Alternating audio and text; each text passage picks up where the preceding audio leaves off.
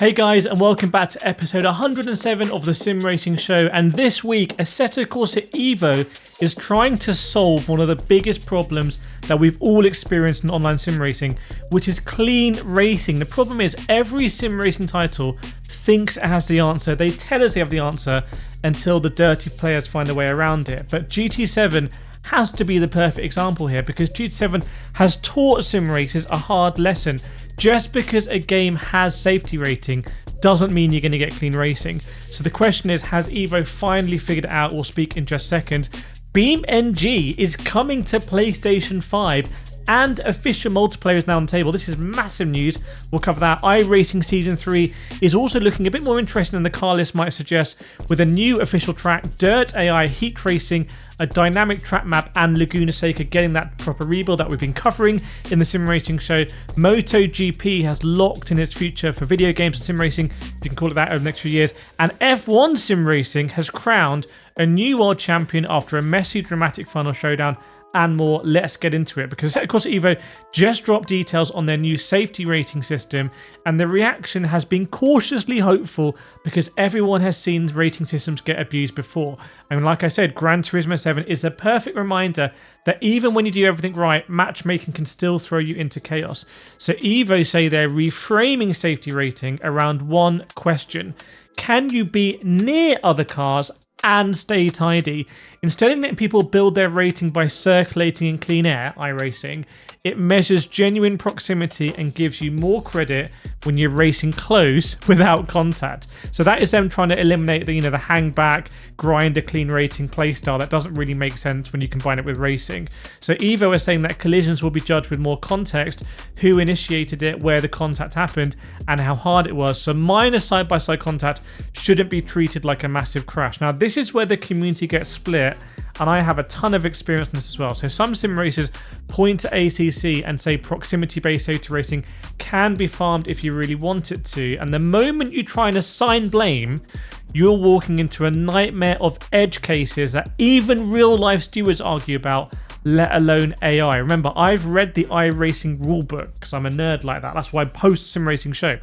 The iRacing rulebook says they don't try and apportion blame in an accident. They just give everyone penalty points. They give everyone a safety rating downgrade, and iRacing probably does have the cleanest racing in sim racing when you get to the high echelons, some very kind of edge cases aside. But you don't see people driving around the wrong way on the track in big 24-hour events and stuff like that. Like, they've kind of got it sorted, and they don't apportion blame. So AC EVO trying to apportion blame could be problematic. And like I said, Gran Turismo 7 is a warning sign, because Gran Turismo 7 has a iRacing style safety rating on paper. That's what they were aiming for in Gran Turismo Sport, but a lot of players feel like it doesn't always protect you if matchmaking starts prioritizing filling the lobby connection over DR over keeping the room clean. And that's how Gran Turismo works. Like, it's all about DR really, and your SR's a fallback. So even if your rating is high, your safety rating's high, you can still end up in nonsense lobbies, and then the safety rating just starts to feel like a little bit irrelevant. It's something that's only going to hurt you when people crash into you, and Gran Turismo 7 apportions blame, and it blames you when you got rammed off. Let me know in the comments, by the way, your experiences with safety rating systems in sim racing. It's really interesting. We'll see what EVO does. Now, on top of the safety rating news, by the way, 0.7 is starting to stack up content-wise for EVO as well. The Datsun 240Z has been confirmed, plus the Porsche 911 GT3 RS Cloud Sport EVO. Those are joining the already revealed modern Porsche 935, which is actually already a GT2 RS under the skin, but it's a very interesting looking car like Longtail. So EVO is leaning pretty hard into the Porsche lane for this build, obviously, but the 240Z is a nice contrast if the handling model does what it's supposed to do.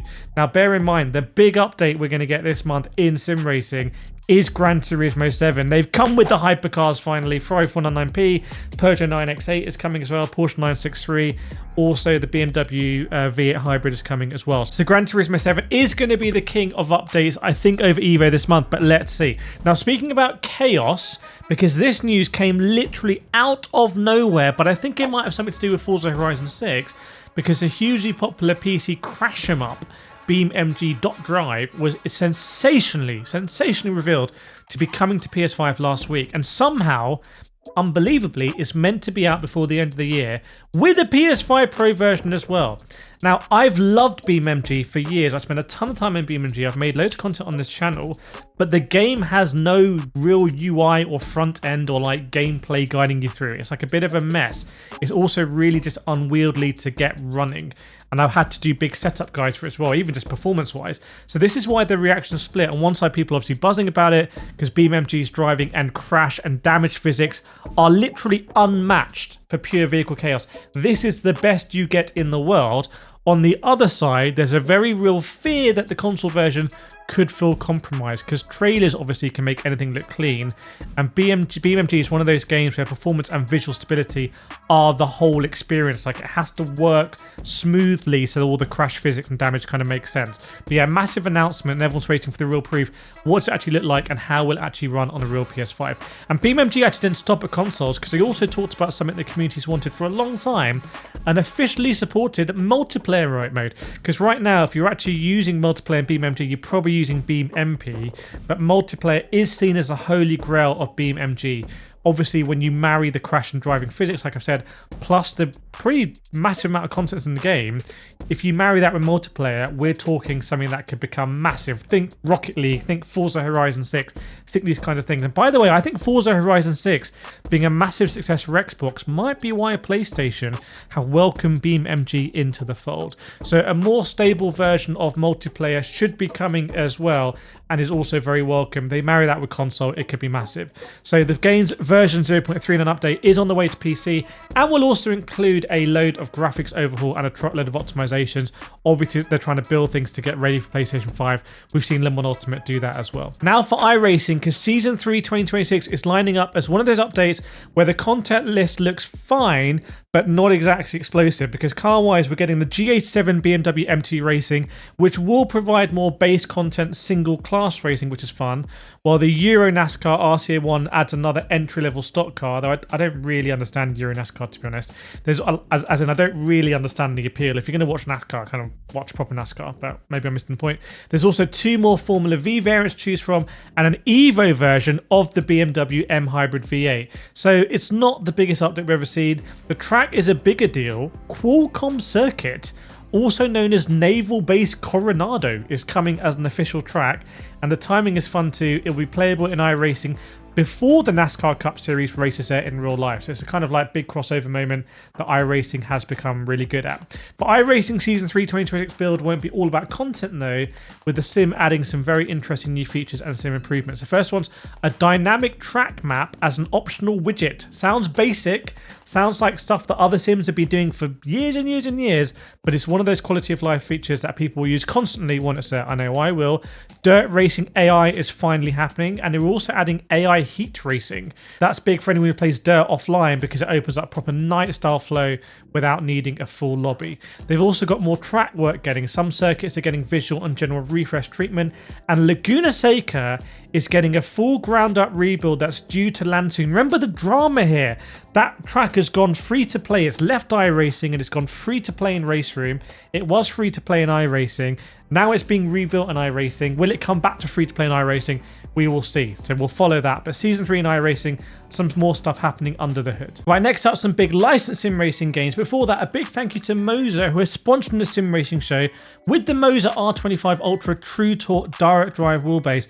This is one of the best value wheelbases you can get on the market at that high end. So it's just $899. It's obviously a lot of money, but for 25 Newton meters of torque, also having the ability to use all of the MOZA rims, for example, all the way from the top from the Porsche Mission R wheel, even stuff at the budget end like the MOZA KS and MOZA CS, it could be a really important linchpin in your sim racing setup if you kind of want to be future proof. So big thanks to MOZA for sponsoring the sim racing show. Go check out the link in the description if you want to know more about the MOZA R25 Ultra True Torque Direct Drive Wheelbase. But now onto those big licensed games. So MotoGP has just locked in its future. I know loads of people love the MotoGP games, and it's Milestone. They've signed another multi-year licensing agreement, which means that they will keep MotoGP going forward.